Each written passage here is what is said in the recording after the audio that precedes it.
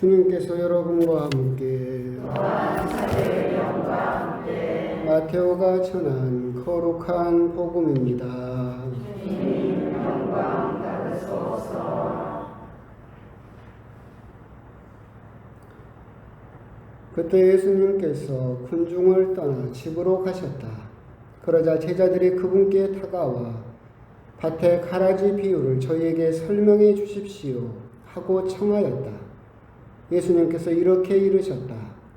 좋은 씨를 뿌리는 이는 사람의 아들이고 밭은 세상이다. 그리고 좋은 씨는 하늘나라의 자녀들이고 가라지들은 악한 자의 자녀들이며 가라지를 뿌린 원수는 악마이다. 그리고 수확되는 세상의 종말이고 일꾼들은 천사들이다. 그러므로 가라지를 거두어 불에 태우듯이 세상 종말에도 그렇게 될 것이다. 사람의 아들이 자기 천사들을 보낼 터인데 그들은 그의 나라에서 남을 죄짓게 하는 모든 자들과 불의를 저지르는 자들을 거두어 불 구덩이에 던져버릴 것이다. 그러면 그들은 거기에서 울며 이를 갈 것이다. 그때 의인들은 아버지의 나라에서 해처럼 빛날 것이다. 귀 있는 사람은 들어라. 주님의 말씀입니다. 그리스도님 찬양합니다.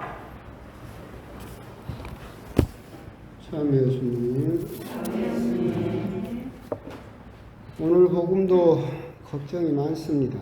또 어렵다고 또 막 해버리고 강론하기 싫고 8월이 돼서 이제 더우니까 더위 핑계대고 8월 강론을 그냥 아싸리 그냥 쉬어버릴까라는 생각도 하긴 하지만 그래도 우리가 일주일에 2번 겨우 평일미사 있는데 평일미사 강론이 주일미사 강론보다 더 길긴 하지만 저도 여러분도 만날 기회도 없고 제가 여러분들에게 특별히 어떻게 교육을 할 수 있는 시간도 없고 그래서 어렵든지 말든지 듣든지 말든지 하기는 해야 될 것 같습니다. 어차피 여러분께서도 세상 속에서 살고 있고 제가 무슨 과거 캐캐 묵은 곰팡이 낀 그런 죽어버린 이야기를 하는 건 아닙니다. 여러분들도 이제 들어보았을 때 한때 우리나라에서 유행했던 정의란 무엇인가 마이클 샌들이라는 사람이 쓴 책에 대해서 들어보셨죠? 읽어보신 분은 없을 거예요. 들어는 봤을 거예요. 들어는 봤을 거예요. 그만큼 한때 우리나라 그 독서계와 지식인들을 들었다 놨다 했던 유명한 책입니다. 그러니까 워낙 들어는 봤는데 거기서 뭔 말 하는지는 모르죠. 그래서 그게 문제긴 해요. 근데 이제 거기에서 마이클 샌들 지금도 뭐 공정하다는 착각이라는 그런 책도 썼는데 윤리를 이야기를 하고 있는 겁니다. 즉, 맨 처음부터 시작할 때 공리주의를 비판하면서 시작을 해요. 공리주의는 뭐냐면 지금 현대 사회가 믿고 있는 철학이죠. 최대 다수의 최대 행복. 그러니까 다수가 결정을 해서 쾌락을 선택을 하게 되면 그것은 옳은 것이다. 그런데 이제 거기서 샌들은 비난을 하는 것이 현대 세대 자유를 그리고 계속해서 옳다고 세상 사람들이 믿다 보니까 권리만을 주장하게 되고 그래서 결국은 자기들이 다수를 차지하게 되면 그게 권리가 되고 그래서 사회적인 선, 공동선을 무시하고 그래서 어떤 분 말씀처럼 공리주의가 지배하는 사회는 소시오패스 사회라고 해요. 왜 그러느냐라고 한다면 다수가 선택을 해요. 그러면 소수는 어떻게 돼요? 버려도 된다고 생각을 하죠. 그 책에서도 기차가 폭주를 해요. 고장나서. 그래서 이쪽 길로 가면 5명이 죽고 이쪽 길로 가면 1명이 죽어요. 중간에 여러분이 서 있어요. 어디로 기차를 보내려고 할까요? 1명이. 그렇죠. 소수 네가 죽어라. 다수가 죽는 것보다. 이게 공리주의가 지배하는 사회죠. 그러다 보니까 사실은 더 큰 선에 대해서 우리들은 가치를 잃어버리죠. 과연 다수가 선택하는 것이 과연 옳은 것인가? 여러분도 다 알잖아요. 지금 우리 위대하신 윤석열 각하가 다수의 힘으로 됐죠? 옳아요? 아니죠. 우리가 다수가 선택한 것이 옳다라고 믿고는 있지만 과연 다수가 선택하는 것이 정말로 그러니까 올바른 길이냐? 공동선, 사회적인 선을 이루느냐라고 했을 때는 너무나 큰 한계가 있다라고 하는 거.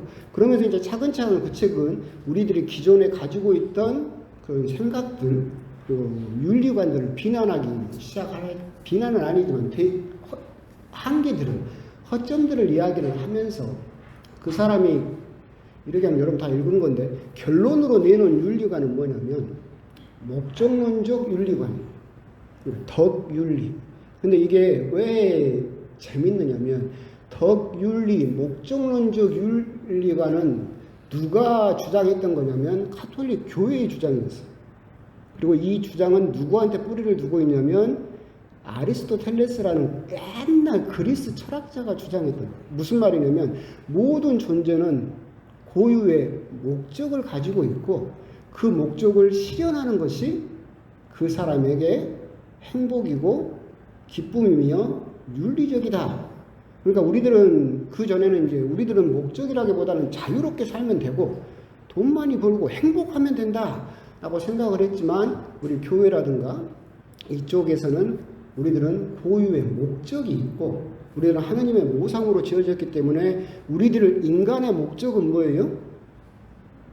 하나님의 모상다운 삶을 사는 것, 공동선을 이루는 것, 그리고 개인적으로는 하나님 나라 가는 것, 이렇게 어떤 목적을 가진 삶을 가르치던 것을 사실은 샌델이 거기에서 공동체주의라는 이름으로 그렇게 이야기를 하고 있다라고 하는 겁니다. 오늘 복음하고 상관없는 왜 생뚱맞은 이런 이야기를 하느냐라고 하냐면 오늘이 알퐁소 성인 축일이기 때문에 그렇습니다. 알퐁소 성인은 여러분들은 들어봤을 것이고 성모신심 또는 십자가의 길을 뭐 묵주기도라든가 이런 것들을 쓰신 성인이라고 생각할 수 있겠지만 아닙니다. 그것도 쓰신 것도 맞지만 알폰소 성인이 교회의 성인으로서 존경받는 이유는 그분이 윤리신학을 세웠기 때문에 세운 건 아니지만 학문으로 독립시켰죠. 그러니까 계속해서 있던 그런 우리 교회가 가지고 있던 덕윤리, 목적론적 윤리관을 토마스 아퀴나스 그만할까요? 알아도 또 못하는 말을 나 혼자 하고 있는 것 같아요. 토마스 아퀴나스부터 계속해서 가지고 있었는데 이걸 학문으로 독립시켜서 윤리신학이라는 학문을 만들었어요. 그래서 그 로마에는 교황청에서 세운 알퐁소 대학원이 있어요. 거기는 윤리신학을 가르치는 전문적인 대학원이에요. 제가 거기를 잘 알아요. 왜?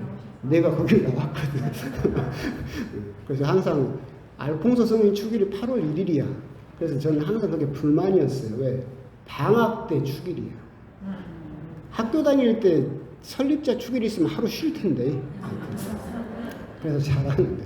그만큼 우리에게는 그 윤리신학이라는 교회의 명확한 그 체계를 세웠죠. 그래서 알폰소 성인에 대해서 여러분들이 한 가지만 기억하면 돼요. 너무 막 다 설명하면 어차피 또 어렵고 이해하기 어려운데 동등개연론 복잡하다. 이걸 주장하셨던 분이 그러니까 빼고 생략합시다.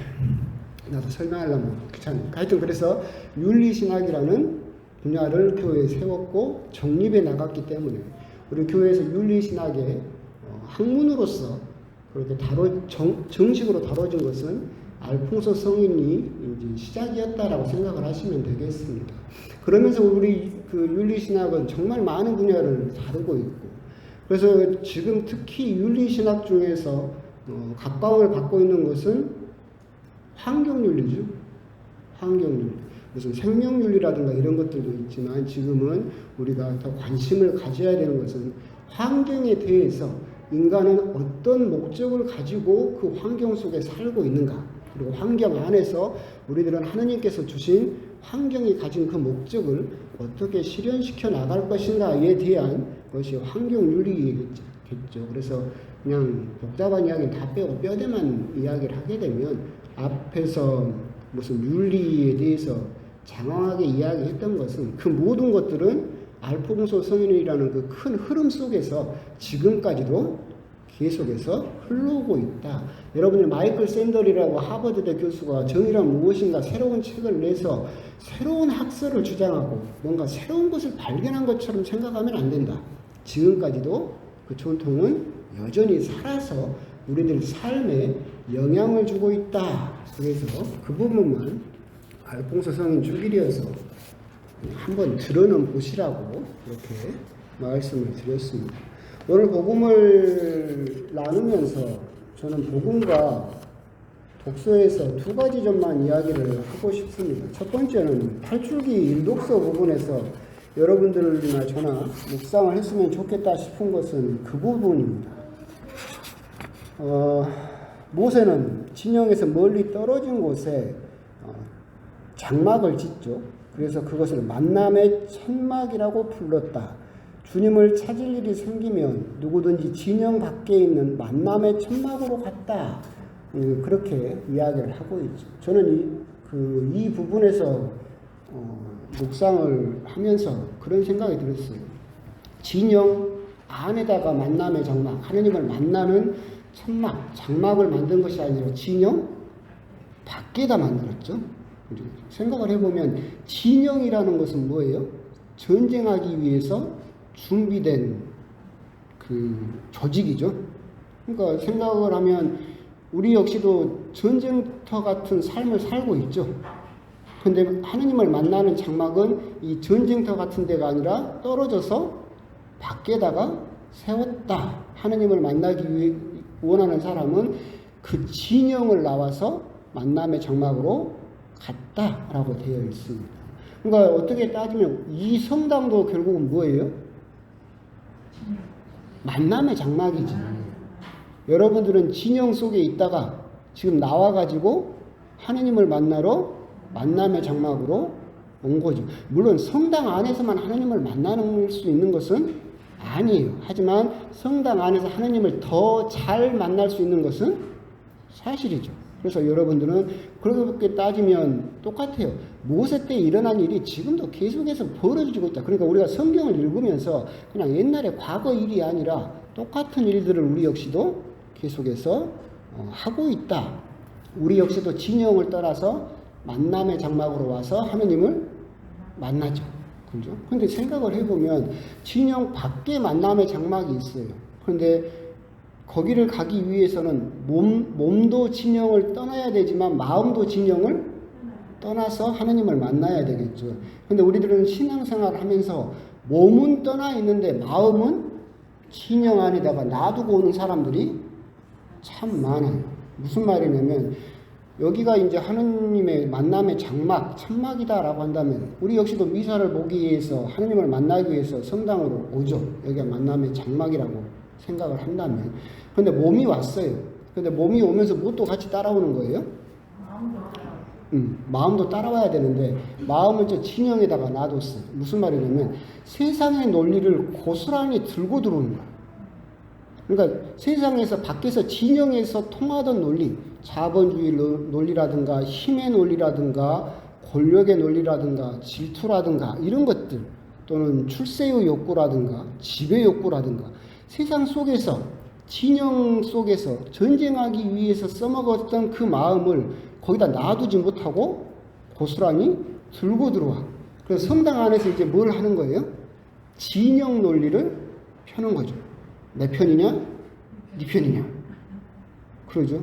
그러면 이 사람은 하느님을 온전히 만날 수 없어요. 오늘 진영 밖에다 만남의 장막, 천막을 세우고 하느님을 만나기 위해서 그리 갔다라고 했을 때 똑같은 일을 우리들이 지금 하고 있는데 우리들은 똑같이 진영에서 만남의 장막으로 왔는데 몸이 떨어져서 오면서 마음은 거기다가 놔둬야 되는데 똑같이 진영에 있던 그 마음을 들고 와서 성당 안에서도 진영 논리, 네 편이냐 내 편이냐, 내 말 들어주면 내 편, 내 말 안 들어주면 누구? 남편? 나쁜 편 이렇게 해서 똑같이 그렇게 편가르기를 하는 그런 모습을 보이는 사람들이 참 많다. 결국 오늘 일독서에서 우리가 묵상을 해야 되는 것은 참 모세가 왜 진영 밖에다가 굳이 만남의 장막을 세웠을까라고 하는 거. 그런 부분에 대해서 한번 우리 역시도 신앙생활할 때 그런 진영 속에서만 통하던 논리를 가지고 성당 안으로 들어오는 경우는 없는가. 그런 부분에 대해서 첫 번째 묵상을 해보셨으면 좋겠고, 오늘 복음에서 묵상을 해보셔야 될 필요가 있는 것은, 오늘 복음은 똑같아요. 씨 뿌리는 농부의 비유가 있었고 뒤에가 해설 부분이 있었죠. 밀과 가라지 비유가 있었고 한참 떨어져서 오늘 복음 해설 부분이 나온다고 그랬어요. 이 비유들의 해설은 누가 써놨다고 그랬어요? 예수님이? 초세기 교회가 썼다고. 그럼 초세기 교회는 이 비유에다가 왜 이런 해석을 달았을까? 말 뜻이 달라진다고 그랬죠. 씨 뿌리는 농부, 그냥 씨 뿌리는 농부에서 포인트를, 예수님이 말씀하시고자 하는 포인트는, 네가 어떤 처지에 있더라도 하느님은 씨를 뿌리신다. 네가 돌밭이라고 해서 포기하지 않고 네가 돌밭이든 가시밭길이든 뿌리신다. 밀과 가라지 비유에서 예수님의 포인트는 뭐였어요? 가라지가 밀로 변화될 수 있다. 나는 기다리겠다. 나는 끝까지 너를 믿고 기다려보겠다. 그러면 지금은 네가 가라지더라도 뭘로 변할 수 있다? 밀로 변할 수 있다. 이게 예수님이 말씀하신 포인트였어요.